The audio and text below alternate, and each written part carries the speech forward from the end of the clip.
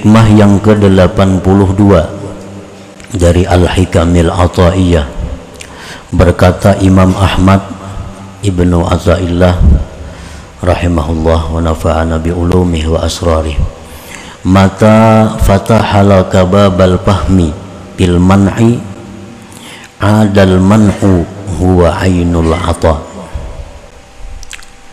Artinya, manakala Allah subhanahu wa ta'ala membukakan bagi engkau pintu paham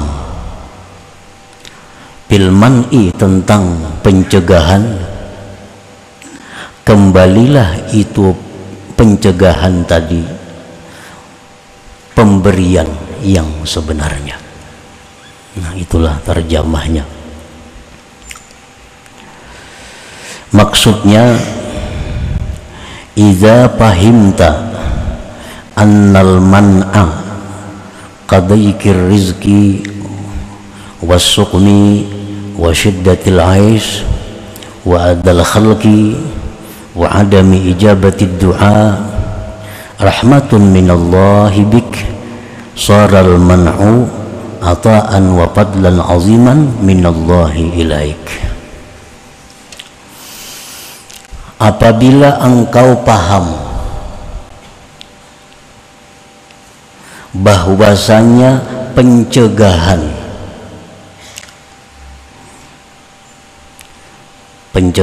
itu contohnya seperti sempitnya rezeki, sakit, sulitnya kehidupan, gangguan-gangguan dari makhluk,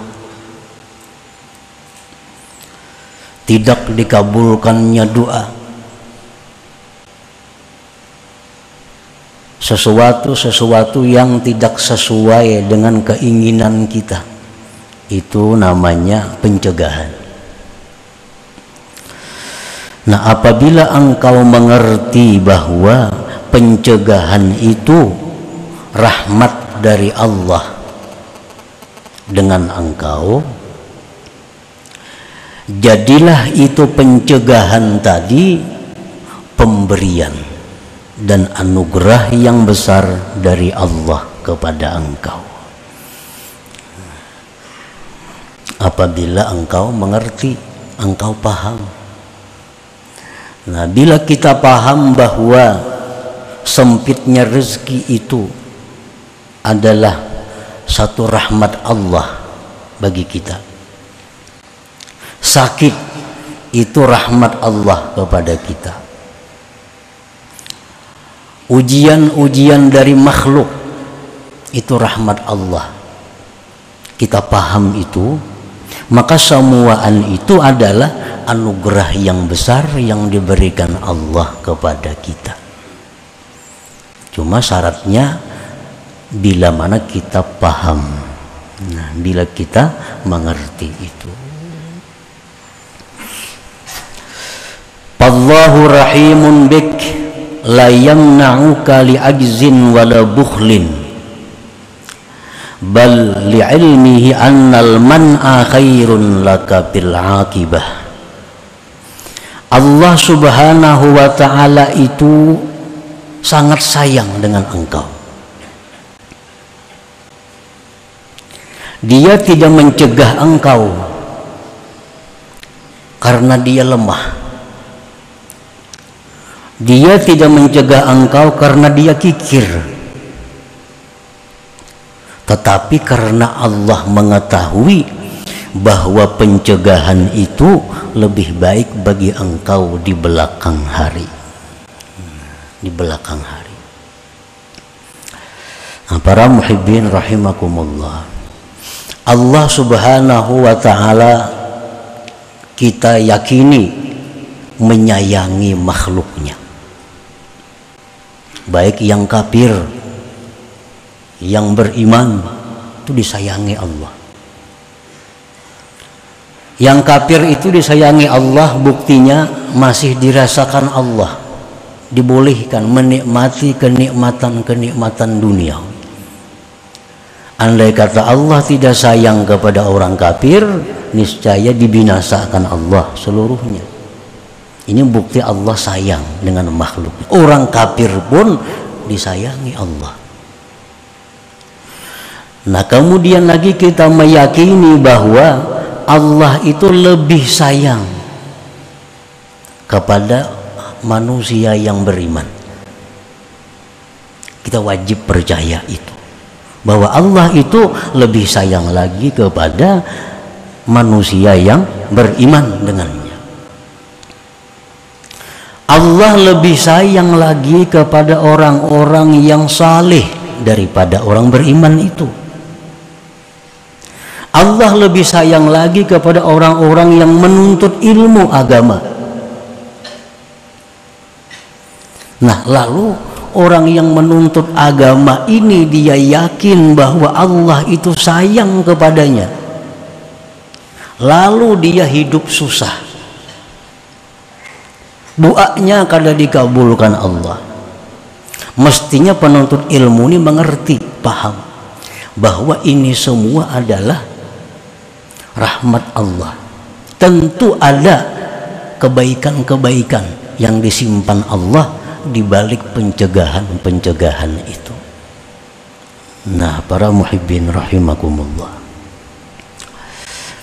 di dalam kitab Iqadul Himam dicontohkan, kasabiyin ra'a ta'aman hasanan aw halwa'a aw asalan wa bihi sum wa abuhu alimun bima fihi fakullama batasa as-sabiyyu lidzalika at-ta'am raddahu abuhu fas-sabiyyu yabki alaihi li'adami ilmi wa abuhu yarudduhu bil qahri li wujudi ilmi falau aqala as-sabi ma fihi ma batasa ilaihi wa la alima nusha abihi wa shiddata ra'fatihi bih. Jalsidin mencontohkan kakanakan tuh melihat makanan yang bagus atau gula batu atau madu,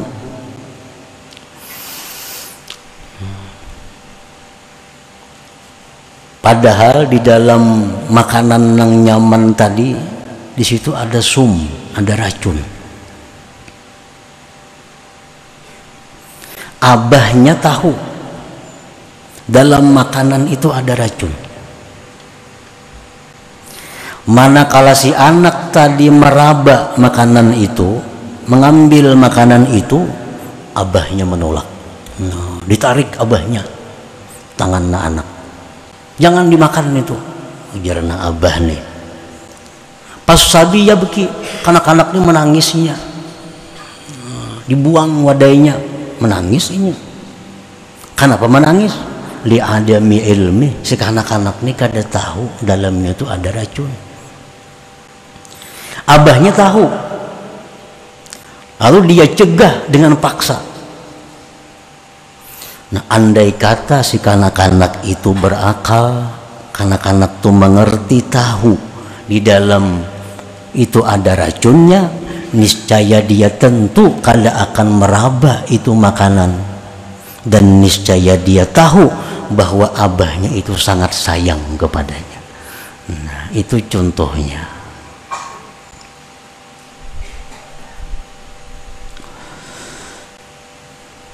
Jadi kita minta kepada Allah sesuatu, Allah tahu.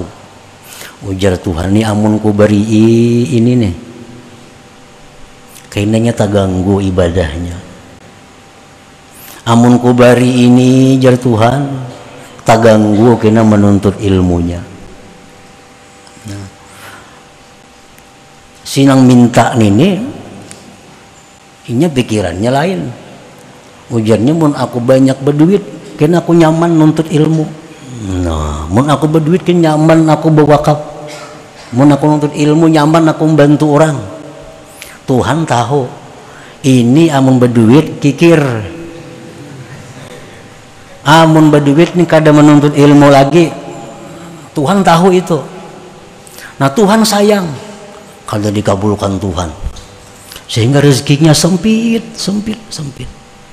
Nah, itu kalau inya mengerti itu adalah rahmat Allah terhadapnya. Nah, rahmat Allah kepadanya. Wa misalun akhar, contoh lain lagi, karajulin sana'a ta'aman jayyidan wa amila fihi busaqan wa mukhatan aw kazaran wa atabihi liman la ya'rifuhu fa kullu man ra'ahu wa lam ya'rif ma fihi batashat nafsuhu ilaih falau alima ma fihi ma batashat nafsuhu fa idza nahahu anhu man alima ma fihi ittahamahu li adami fahmi. Seseorang membikin makanan nang bagus, tetapi makanan itu dicampurinya dengan kotoran-kotoran, diludahinya makanannya, dihingusinya,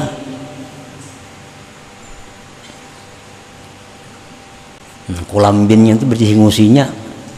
Katakan Ma'adun tuh lah mau singus ke kulambinnya.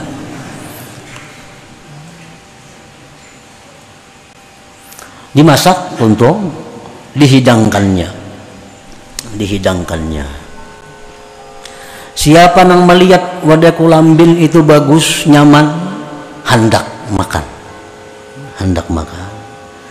Jika dia tahu bahwa waktu Ma'adun itu diludahinya, kadanya hendak menjangkau, melihatkin kada hendak, jika tahu waktu Ma'adun itu diludahi oleh tukang ulah itu. Nah, apabila mencegah akan dia orang nang tahu, jangan makan, aku melihat diludahinya. Nah, ujar nang hendak nih, bah, mun bujur aku percaya lawan igang. Nah, mantuh mah. Ini tahunya melihat waktu diludahinya, tapi jangan makan. Ujar nang hendak ini, kok udah percaya lawan igang. Bendanya meludahi wadah nang kaya nyamanan ini. Nah, ittahamahu. Kenapa li adami pahmihi, ada paham.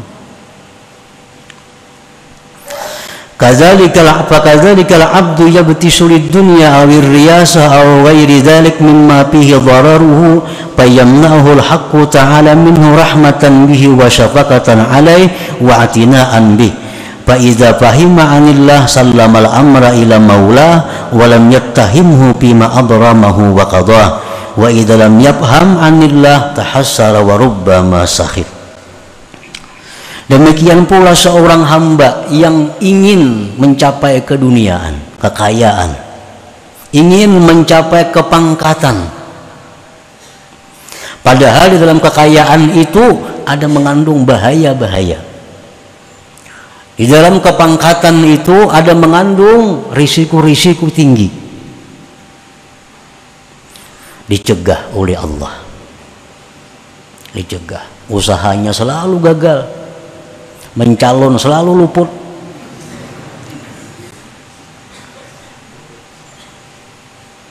Kenapa Allah cegah dia? Allah sayang dengannya. Allah memperhatikan kasih dengannya. Allah tahu ini kalaunya kaya jadi bahaya, kalau pemimpin bisa jadi zalim. Nah, apabila seseorang itu mengerti, paham tentang Allah tadi, niscaya dia menyerahkan urusannya kepada Allah dan tidak akan berburuk sangka dengan Allah pada apa yang Allah putuskan terhadapnya itu. Dan bila dia kadang mengerti, nah ini dia menyesal dan bisa-bisa murka, tidak suka dengan keputusan Allah Subhanahu wa ta'ala. Nah, para muhibbin rahimakumullah, jadi paham itu Allah berikan kepada orang-orang yang Allah kehendaki daripada hambanya. Kalau semua Allah beri paham itu. Rasulullah SAW bersabda, "May yuridillahu bi khairan yufaqqihhu fid-din, wa man lam yatafaqqah fid-din lam yubalillahu bih." Barang siapa yang Allah menghendaki orang itu baik. Nah, bila orang itu dikehendaki Allah baik, Allah pahamkan dia pada agama. pengertian paham pada agama itu bukan hanya pengertian paham masalah wudhu, paham masalah sembahyang, tapi lebih luas dari itu, terutama tentang paham anillah, paham tentang perilaku Allah. Dan orang yang tidak paham pada agama, tidak paham tentang perilaku Allah, lam yubalillahu bih, Allah tidak akan peduli dengannya.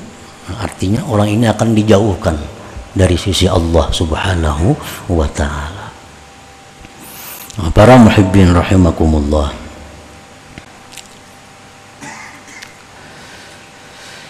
di dalam Al-Quran surat Al-Ma'idah Allah subhanahu wa ta'ala berfirman, Al-yawma akmaltu lakum dinakum wa atmamtu alaikum ni'mati wa raditu lakumul islam dina. Artinya pada hari ini firman Allah, pada hari ini aku telah menyempurnakan bagi kalian agama, dan aku sempurnakan atas kalian nikmatku, dan aku ridha bagi kalian Islam itu agama. Nabi membacakan ayat ini di hadapan para sahabat. Artinya pada hari ini agama Islam telah sempurna, dan Allah menyempurnakan nikmat kepada kaum muslimin dan meridai Islam sebagai agama. Sahabat-sahabat Nabi yang mendengar itu bergembira karena sudah sempurna. Allah ridha. Hanya ada satu sahabat yang menangis mendengar ayat itu, Abu Bakar Siddiq radhiyallahu anhu. Abu Bakar menangis mendengar ayat itu. Ada sahabat yang bertanya, wahai Abu Bakar, kenapa engkau menangis? Rasulullah membacakan ayat itu, padahal itu keuntungan, kebahagiaan bagi kita. Orang semua gembira. Abu Bakar menjawab, hadhil ayat tadullu ala qurbi wafati Rasulillah sallallahu alaihi wasallam. Ini ayat adalah menunjukkan bahwasanya dekat wafatnya Rasulullah sallallahu alaihi wasallam. Nah, ini Abu Bakar paham itu. Abu Bakar paham. Fa innahu laisa ba'dal kamal illa zawal, ujar Abu Bakar, karena tidak ada sesuatu yang sudah sempurna melainkan dia akan hilang. Rumah teman sudah tuntung, menunggu buruknya aja lagi. Nah, berarti agama Islam ini sudah sempurna, tugas Nabi sudah selesai, berarti ini pacang bulik Nabi kita.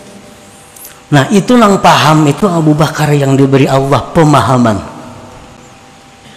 dan itu terbukti 81 hari sesudah itu Rasulullah SAW dipanggil Allah subhanahu wa ta'ala. Nah, ini paham. Allah subhanahu wa ta'ala berfirman, wa may yu'tal hikmah faqad utiya khairan katsira. Barang siapa yang diberikan Allah hikmah, sebagian ulama tafsir menafsirkan al-hikmah itu al-fahma anillah. Siapa-siapa yang diberi Allah tentang paham tentang Allah, maka dia diberikan kebaikan yang banyak. Orang yang diberi Allah paham itu, maka dia mendapat kebaikan yang banyak dari Allah subhanahu wa ta'ala. Nah, para muhibbin rahimakumullah, jadi paham itu adalah sesuatu yang istimewa yang hanya diberikan Allah kepada orang-orang yang Allah kehendaki baik orang tersebut. Orang yang tidak dikehendaki Allah baik, maka dia tidak akan diberi paham tentang Allah subhanahu wa ta'ala. Allah tidak akan peduli dengan orang yang tidak diberinya paham itu. Para muhibbin rahimakumullah, dan pemahaman kita tentang Allah tadi tidak jauh beda dengan paham-paham yang lainnya yang ada hubungannya dengan itu. Ibnu Abbas radhiyallahu anhu. Beliau suatu hari melihat Nabi masuk ke dalam khala, ke dalam jamban. Nah, Ibnu Abbas melihat Nabi masuk ke dalam jamban, dan Nabi kadang membawa apa-apa masuk ke dalam jamban. Nah, Ibnu Abbas paham. Biasanya orang masuk ke dalam jamban tuh qada hajat dan kena istinja. Ini Nabi kadang membawa apa-apa. Ibnu Abbas cepat mengambil imbir, isi banyu, hendak diwisi di muka WC itu. Begitu Nabi buka WC ada banyu. Jan Nabi siapa mandak nih? Ujar orang Ibnu Abbas. Nah, dirangkul oleh Nabi Ibnu Abbas. Didoakan oleh Nabi, Allahumma faqihhu fiddin. Ya Allah, berikan dia pemahaman yang lebih tentang agama. Nah, ini mengerti ngarannya, paham. Kada semuanya paham. Ibnu Abbas yang paham. Oh, Nabi itu perlu istinja kayaknya, mesti ada banyu. Nah, sahabat lain melihat, cuma Ibnu Abbas yang diberi paham itu. Oleh karena itu Ibnu Abbas dikenal sebagai salah seorang imam mufassirin karena beliau dapat doa khusus dari Rasulullah sallallahu alaihi wasallam. Nah, begitu pula halnya guru dengan murid. Nah, murid-murid yang paham tentang guru, murid-murid inilah yang dapat berkah khusus dari guru itu. Murid-murid yang kada diberi paham tentang guru, maka dia tidak akan dapat berkah khusus daripada guru itu. Contohnya, kadang-kadang guru ini bisa dengan muridnya itu minta doakan.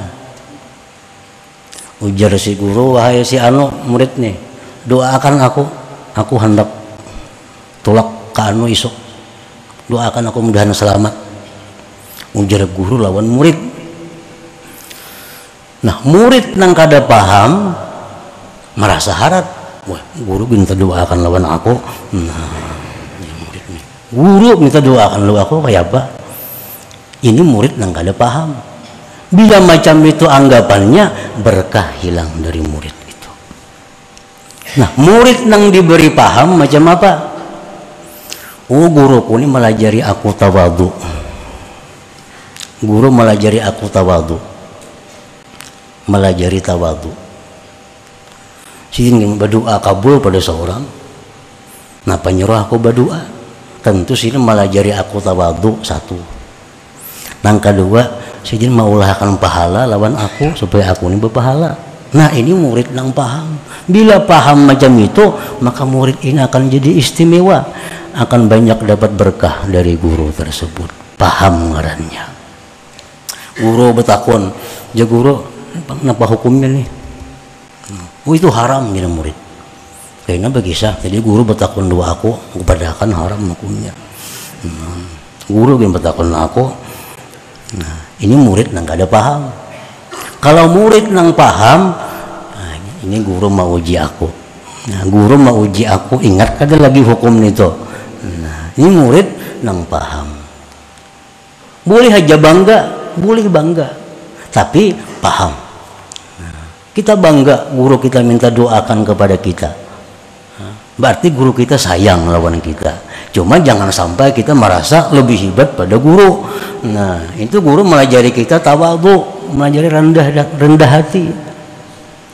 Nah, demikian pula guru bertakun hukum ini kepada kita. Itu artinya guru menguji kita pintar kada, menguji kita ingat kada, bisa kada baca kitab.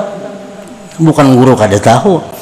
Nah, itu kalau murid yang paham, demikian ini memaknai pertanyaan gurunya tadi. Nah, bila demikian murid ini akan dapat kebaikan, berkah daripada guru tersebut.